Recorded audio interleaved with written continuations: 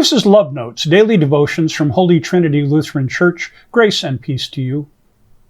Our text today is Ruth, the 3rd chapter, verses 7 through 9.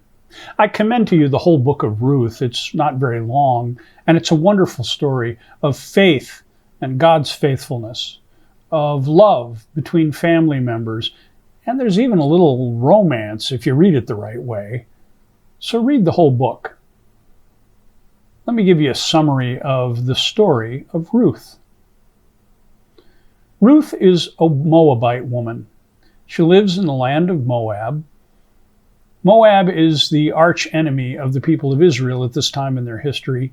They have done more to counter the people of Israel living in the promised land than perhaps anyone else. And so while they have many enemies all around, the Moabites are the worst.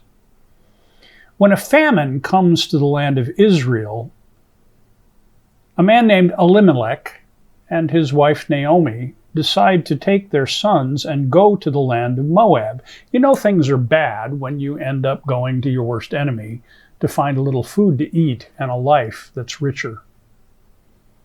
There the two sons meet their loves, the wives that they will join with, Ruth and Orpah.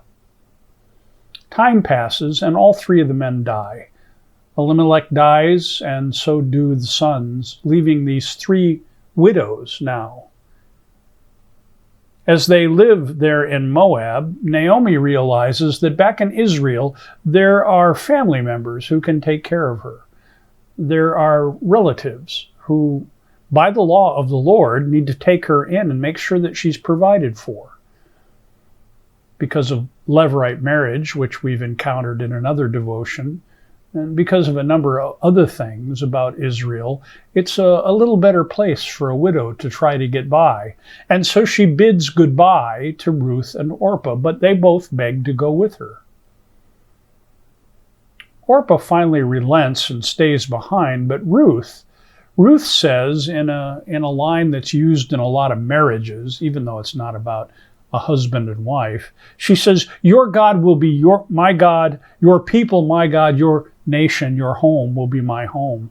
And so she pledges herself to Naomi. The two women go back, and they try to connect with the family of Naomi, or Elimelech in this case. They encounter a generous man named Boaz. Boaz owns a lot of fields. He's a wealthy man, and he is in fact a relative who might just be the one who can take care of these two widows. We hear in the story how Naomi sends Ruth out to glean in the fields. Gleaning was a way of going along behind the harvesters and picking up what they didn't catch.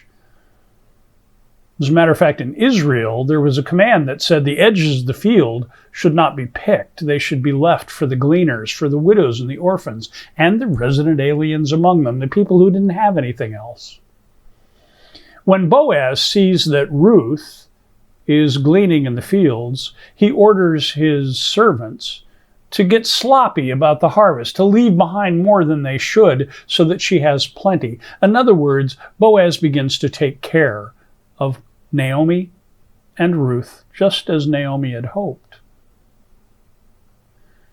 But the kindness of Boaz is not for sure forever. And so Naomi goes to Ruth and says, "This is your relative. I want you to approach him and to become part of his family."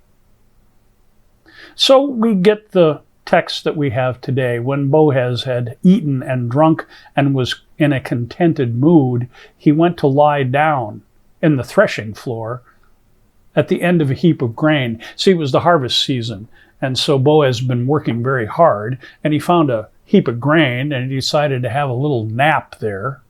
So he lay down after an exhausting day of work, and Ruth comes to him. She came stealthily, it says, and uncovered his feet and lay down. Now, I hope this doesn't scandalize you, but a lot of times in the Old Testament, out of a sense of propriety, the writers tell us that feet are involved when they don't really mean feet. They mean genitals.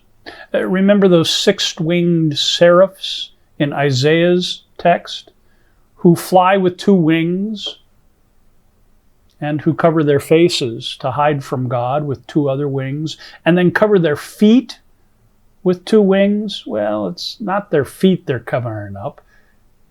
It's covering their nakedness. And so Ruth does a very bold thing here. She sidles up to Boaz, and she lays down and she exposes him, offering herself to him. At midnight, it says the man was startled and turned over, and there, lying at his feet, was a woman. And he said, "Who are you?" And she answered, "I am Ruth, your servant." And then she asks him to spread your cloak over your servant, for you are my next of kin. In other words, Ruth is invoking her right under Levirate marriage to be taken into Boaz's house. By saying, "Spread your cloak over me," she is saying, "Take me into your household. Make me your wife." It's an odd proposal we wouldn't think of today. It nevertheless is a bold woman asking for what she needs and what she wants. She's come to respect and admire Boaz. So that's a benefit as well. It's not just that she needs someone to take care of her. Ruth wants to be part of the family. The story continues as Boaz, now, who is kind of infatuated with Ruth from the beginning, goes to the various relatives who would stand in line between him and Ruth. There's others who could claim her as wife. And in a marketplace scene where a man trades sandals with Boaz, which is apparently an ancient sign of signing a contract, the deed is done. And Ruth, this bold woman, this foreign woman, this widow, is taken into the house of Boaz, and she becomes the grandmother of King David. Ruth is a courageous woman. She is a faithful woman. She sticks by Naomi through thick and thin.